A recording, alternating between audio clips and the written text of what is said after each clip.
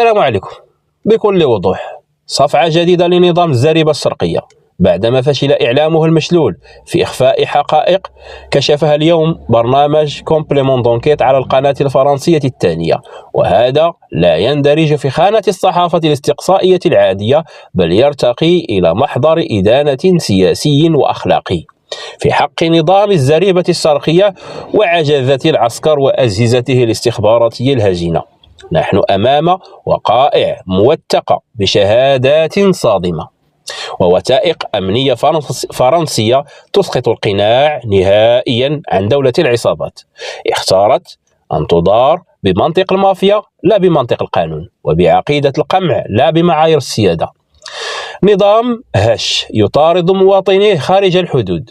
التحقيق يفضح حقيقة لا تقبل التأويل، هو أن نظام الزريبة الشرقية لا يكتفي بالقمع في الداخل، بل يلاحق معارضيه في الخارج ويحول التراب الأوروبي إلى ساحة تصفيات حسابات مافيوزية بالتعقب والتهديد والابتزاز والاختطاف.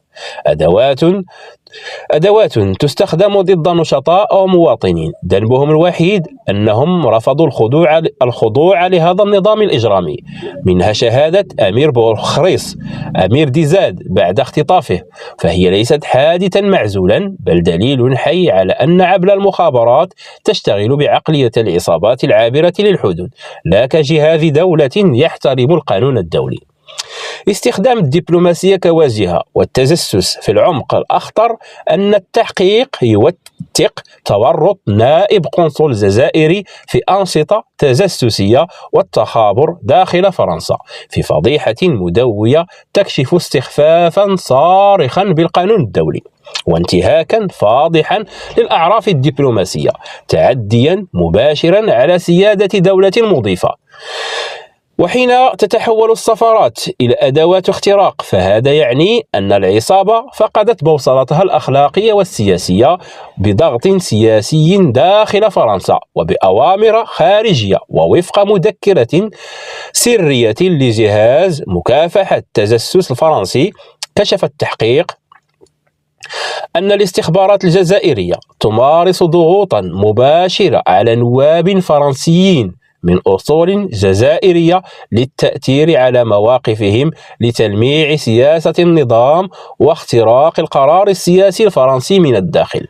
نائبة محلية أكدت لكومبليمون دونكيت هذه الممارسات ما يرقى إلى تدخل أجنبي سافر في الحياة السياسية الفرنسية بشبكات قادرة ووجوه مشبوهة.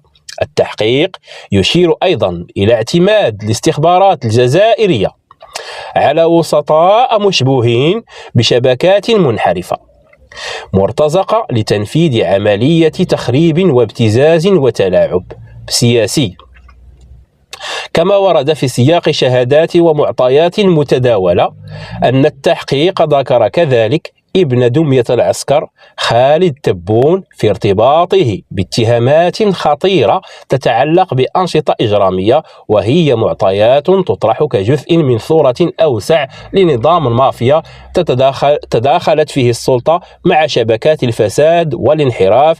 هذا النظام الذي لا شرعية له يحكم فقط بالخوف، نظام فقد شرعيته الشعبية فعوضها بالخوف وحول أجهزته إلى أدوات مطاردة خارج الحدود. نظام لا يثق في شعبه ولا يحترم شركائه ولا يتردد في تلويث الدبلوماسية بالجريمة، جريمة سياسية منظمة. تحقيق كومبليمون دونكيت قام بتعرية مافيا المرادية واستخباراتها الهجينة التي انحرفت عن دورها فحولت القمع إلى سياسة والتجسس إلى عقيدة والابتزاز إلى أداة حكم. التحقيق وضع الصورة كاملة لنظام يعيش على القمع ويرتجف كلما اقترب منه الضوء.